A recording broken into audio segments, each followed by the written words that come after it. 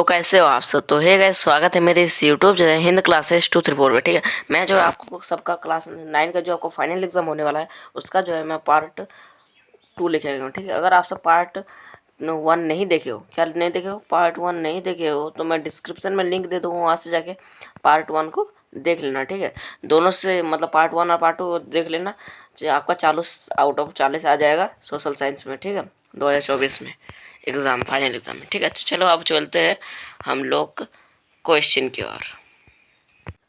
Part 1 में 20 question करा दिया होगा और पार्ट 2 में 20 क्वेश्चन कराऊंगा। ठीक है, तो चलो पार्ट 2 का 21 नंबर क्वेश्चन है, 20 क्वेश्चन कर दिया है पार्ट 1 में।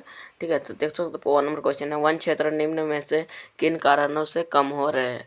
ऑप्शन ए है उद्योग के विकास होने के कारण, शहरीकरण की परियोजनाओं लागू करने के कारण। ऑप्शन सी है कृषि के लिए अधिक क्षेत्र की मांग होने के कारण। तो और ऑप्शन डी है इनमें से सभी। तो इनमें से सभी हो जाएगा इसका आंसर, क्योंकि तुम अगर मतलब चीनी का उत्पादन कर रहे हो उसमें भी ये होगा, शहरीकरण की परियोजना करोगे उसमें भी वन क्षेत्र कम ही होगा। ठीक है, हाँ 22 नंबर क्वेश्चन है, क्या बोल रहा है, निम्न में से कौन सा कारण भारत में उत्तर पश्चिमी भाग में शीत ऋतु में होने वाले वर्षा के लिए उत्तरदायी है। ऑप्शन ए है क्या है, पश्चिमी विक्षोभ। ऑप्शन बी है चक्रवाती अम्बाद। ऑप्शन सी है मानसून की वापसी। और ऑप्शन डी है, ऑप्शन डी क्या है, दक्षिण पश्चिमी मानसून। ठीक है, तो इसका जो आंसर हो जाएगा ऑप्शन नंबर ए, पश्चिमी विक्षोभ के कारण जो होता है हम लोग का मतलब शीत ऋतु, उत्तर पश्चिम भाग में शीत ऋतु किसके कारण होता है, तो पश्चिमी विक्षोभ के कारण। चलो 23 नंबर क्वेश्चन क्यों चलते हैं। 23 नंबर क्वेश्चन हमारा है, राष्ट्रीय जनसंख्या नीति 2000 का मुख्य उद्देश्य क्या है। मतलब 2000 में राष्ट्रीय जनसंख्या नीति हुआ था, तो उसका मुख्य उद्देश्य क्या था। वो 14 वर्ष से कम आयु के बच्चों को निःशुल्क शिक्षा प्रदान करना, हाँ ये तो था। ठीक है, उसके बाद था शिशु मृत्यु दर को कम करना, हाँ ये भी था। शिशु मृत्यु दर पहले बहुत होता था, उसको कम करने बोल रहा था, बच्चों को मार दिया जाता था, जन्म होते थे और तुरंत मार दिया जाता था, और भी कम करने बोला गया था। और टीकारोधी बीमारियों को बच्चों को छुटकारा दिलाना, तो ये तीनों जो था ये था, तो इसीलिए हो जाएगा इनमें से सभी। ऑप्शन नंबर डी हो जाएगा इनमें से सभी। ठीक है, चलो 24 नंबर क्वेश्चन की ओर चलते हैं।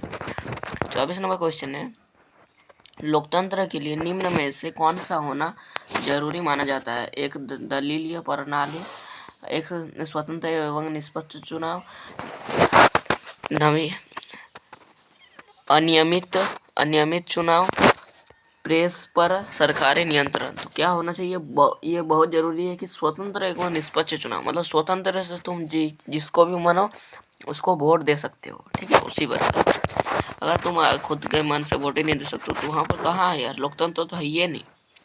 चलो 25 नंबर क्वेश्चन है, चीन की संसद को किस नाम से जाना जाता है। ऑप्शन ए है राष्ट्रीय जनवर्ता, पार्लियामेंट, कांग्रेस, ड्यूमा। तो ये जो है ये ड्यूमा कहाँ कहा जाता है, ड्यूमा कहाँ का संसद है, रूस का संसद है ड्यूमा, ये तो गलत हो जाएगा ना। तो चीन का पूछ रहा है, चीन का क्या होता है, कांग्रेस होता है। ऑप्शन नंबर 3 हो जाएगा कांग्रेस। ठीक है, चलो 26 नंबर क्वेश्चन है, दक्षिण अफ्रीका की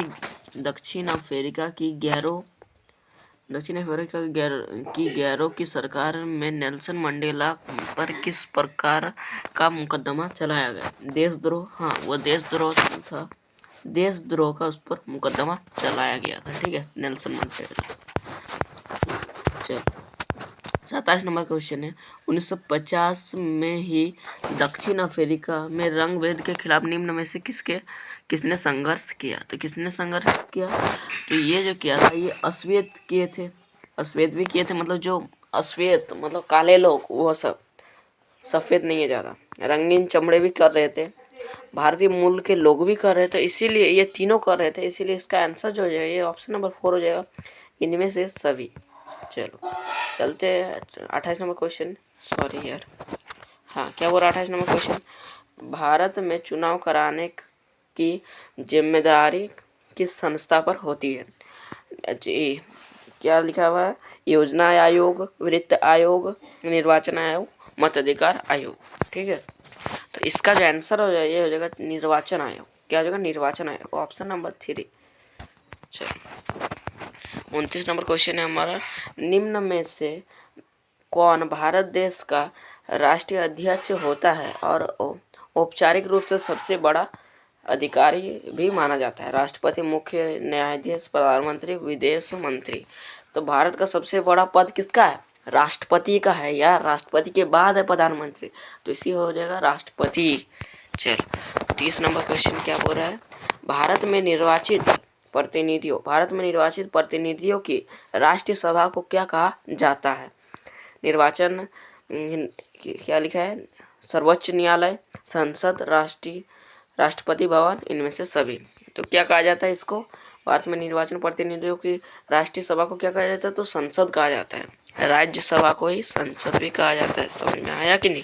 चलो 31 नंबर क्वेश्चन क्या बोल रहा है हम लोग का, 31 नंबर क्वेश्चन बोल रहा है, निम्न में कौन प्रतिनिधियों की ऐसी सभा मानी जाती है जिसके पास देश का कानून बनाने, कर बढ़ाने, बजट बनाने का विशेष अधिकार प्राप्त है? तो किसको कहा जाता है? ये न्याय, किसको कहा जाता है? न्यायपालिका को कहा जाता है। इसीलिए ऑप्शन नंबर 3 हो जाएगा आंसर। चलो 32 नंबर क्वेश्चन की ओर चलते हैं। 32 नंबर क्वेश्चन क्या बोल रहा है?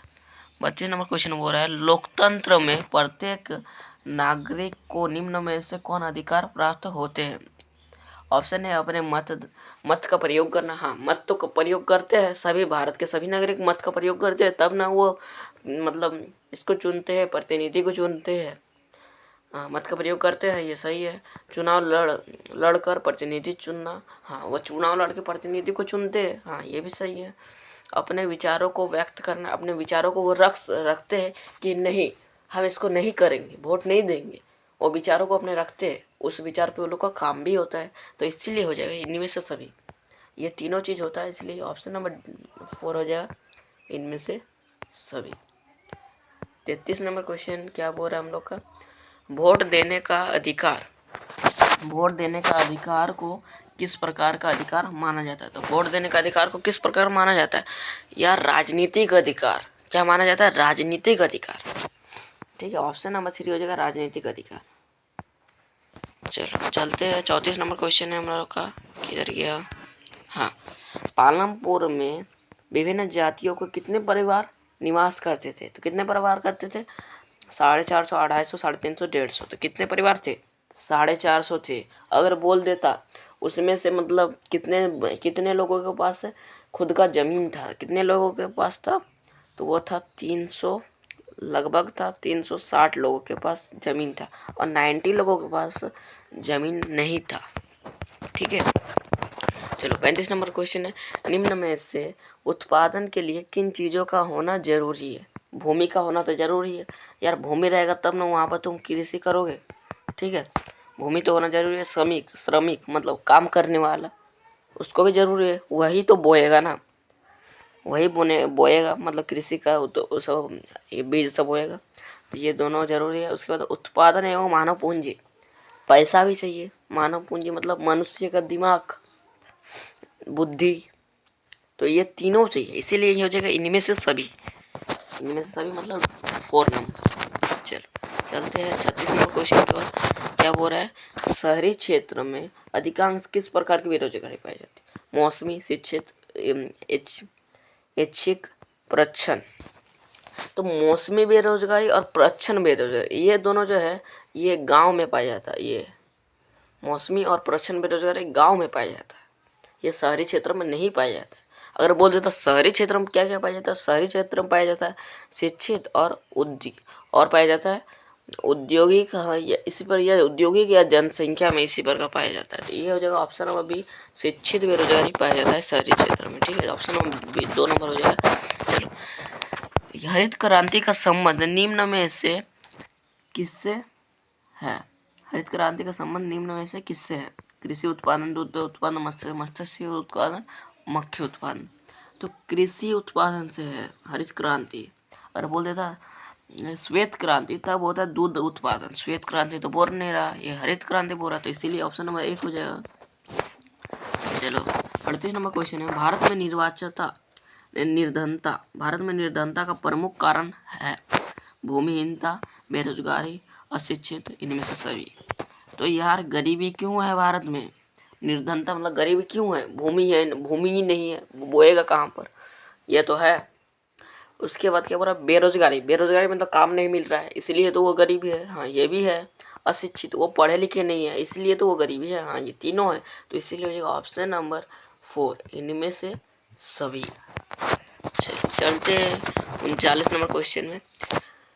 राष्ट्रीय ग्रामीण रोजगार गारंटी अधिनियम वर्ष में कितने दिनों का रोजगार उपलब्ध कराने की गारंटी प्रदान करता है? तो कितने दिनों के? 100 दिनों की। और बोल देगा राष्ट्रीय ग्रामीण रोजगार गारंटी अधिनियम कब पारित किया गया? तो ये 2005 में कर दिया गया था। ठीक है, तो इसीलिए ये है 50 दिन, 200 दिन, 100 दिन, 250 दिन। तो इसका हो जाएगा ऑप्शन नंबर 3, पहले बोल दिया 100 दिन। ठीक है, चलो चलते हैं लास्ट क्वेश्चन 40 नंबर।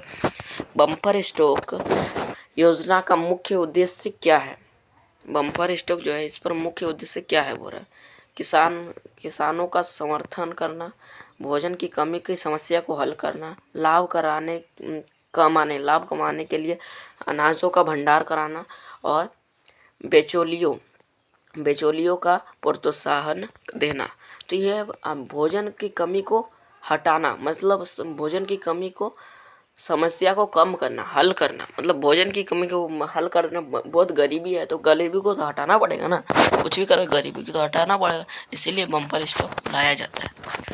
चलो, तो आज के लिए इतना, फिर मिलते हैं नेक्स्ट वीडियो में, तब तक के लिए बाय। जय हिंद, जय भारत। अगर आप सबको इसी तरह के वीडियो चाहिए तो हमारे चैनल पे जुड़ सकते हैं। तो चलो।